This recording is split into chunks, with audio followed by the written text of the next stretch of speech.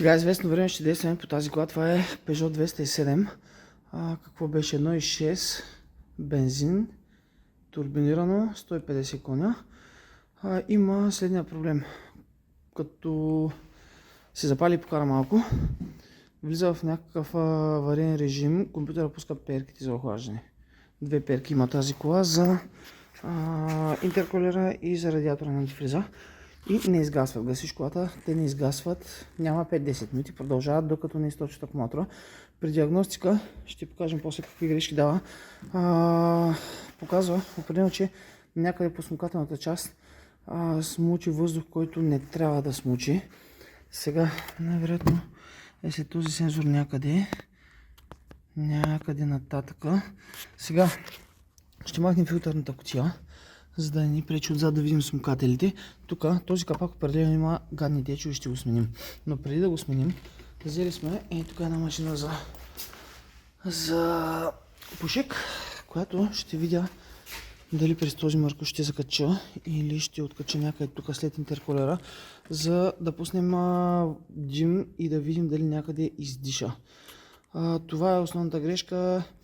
След тази грешка се появяват и други две. Една свързана с катализатор, има ли катализатор или DPF, не знам. С сонната отчита нещо нередно. И още една грешка имаше, трябва да видя каква беше, но общо взето това тръгва от този въздух, който влиза.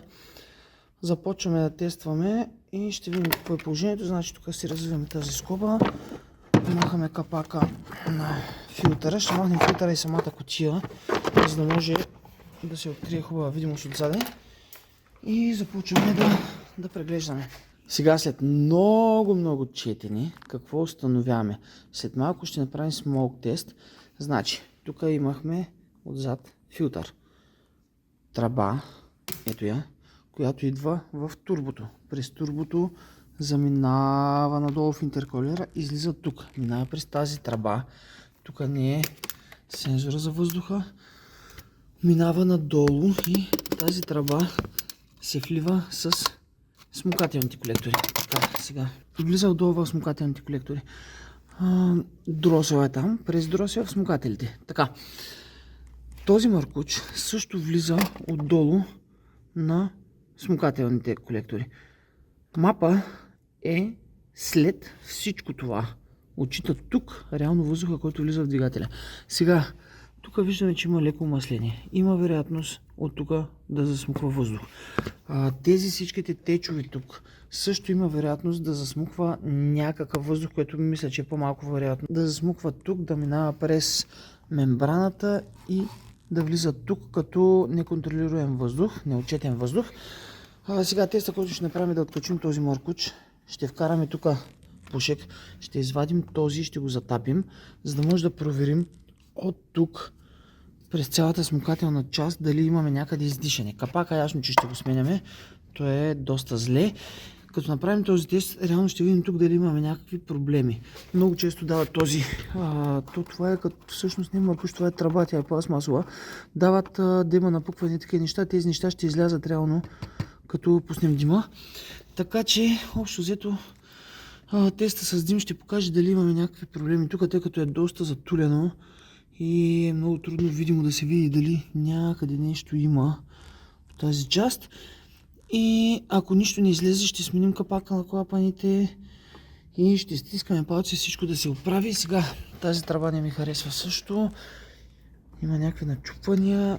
Тя седеше тук, излезе сама, без да развивам скобата.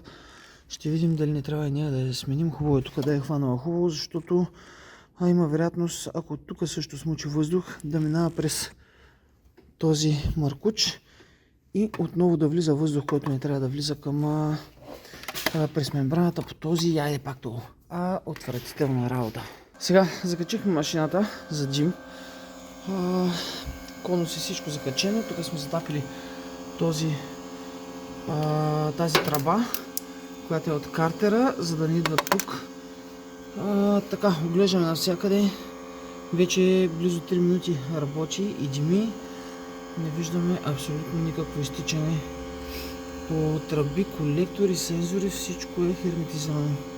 Така че на този етап тук не виждаме никакъв проблем. остава проблемите да идват от капака. Така че сменяме капака и тестваме да видим какво става. Така, намерихме, мисля, че проблема. Вързахме обратно този маркуч и затапихме този край. Мембраната в принцип трябва да пуска, да е затворила към картера и ето какво се случва. Целият капак издиша. Така че най-вероятно проблем е от него. Буквално целият капак пуши. Трябва да сменим капака, чистим грешки и тестваме какво се случва. Сега да махнем капака. Ето какво е положението. Откачаме тази част от тази скоба, тъй като ето тук има един болт, дето трябва да го достъпим. Ето го. Хванато е за две опорни точки. Този край няма да го махаме, тъй като можем просто да го дръпнем. Така, бобините се вадят. Буксата е лесна. Като цяло дигаме нагоре това и изпъжда кабела назад. Така. И се надига нагоре. Сега трябва да сме свалили. Лесно излезе, но като цяло лесно излизат. Нареждаме си ги тук поред. Така. Развиваме всички тези болтове. Тази планка не ни пречи. Няма нужда да разглабяме. Махаме това парче тук, което беше всъщност е това. Защото то също пречи. Тук е сензорът за разпределителния вал. И какво би имаше още, като извадим тези... то това си се излезе. Добре, няма проблем. Така, тук имаме на този болт, тази буксичка. Трябва да я откачим и изваждаме тези гумички. Дърпаме насам. Така, и капака беше доста залепнал. Раздвижихме го и вече тук всичко си излиза нагоре. Тук леко назад даваме, за да излезе от тази част. И леко надясно, пак за да излезе отзад ухото.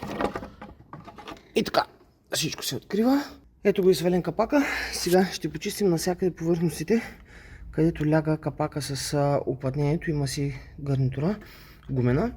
Тук също в средата има гумени гарнитури, мисля, че две бяха, където трябва да почистим. Така, ето го и капака. Значи, откачихме това парче да видим какво се случва. Лепена е с силикон и явно не е херметизирало хубаво. То, като гледам масла навсякъде, минали през силикона, така че тук някой се е мъчил да лепи.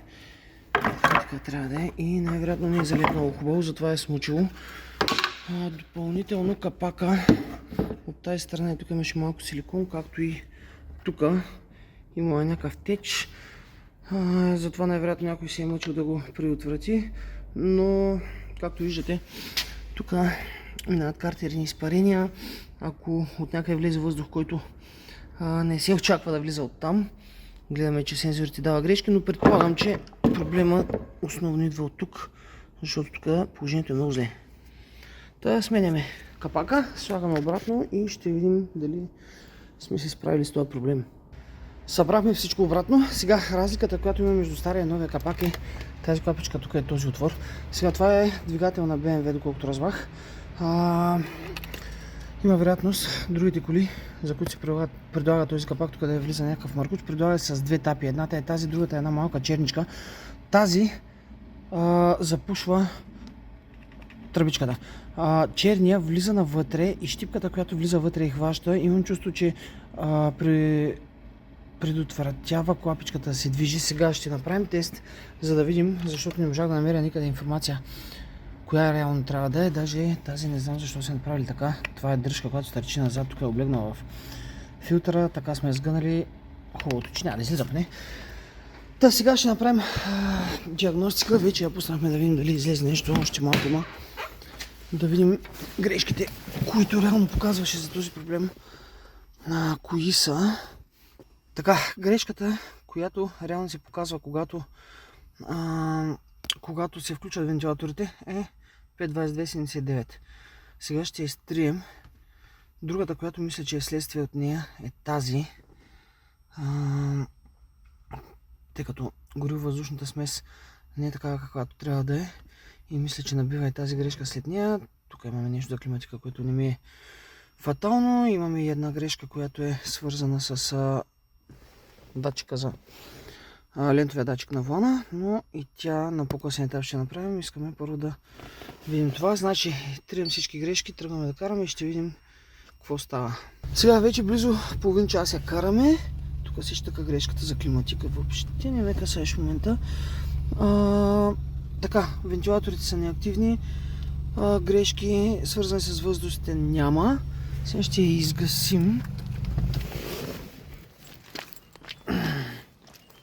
Така. Никакви перки.